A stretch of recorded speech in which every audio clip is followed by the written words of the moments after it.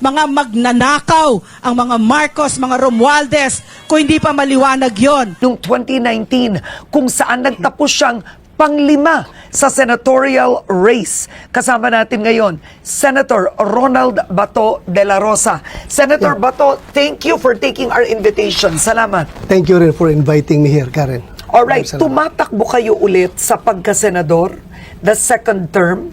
Ano ang ginawa ni Senator de la Rosa sa Senado? Nagpatawa lang ba kayo o nagtrabaho kayo? Nagtrabaho naman. Di ba pwedeng sige lang tayo patawa? Trabaho, minsan patawa rin, pero more on trabaho. O, anong ginawa niyo, sir? Marami tayong na author at na sponsor ng mga batas.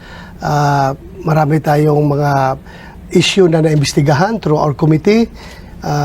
Marami tayong nagawa sa tatlong committee na hinahawakan ko. Dalawa bilang chairman at isa bilang vice chairman. Yung aking committee on public order and dangerous drugs. Ako ang chairman.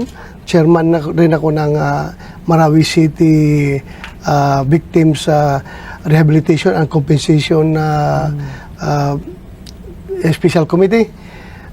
Tsaka yung vice chairman din ng Senate Committee on Defense and Security.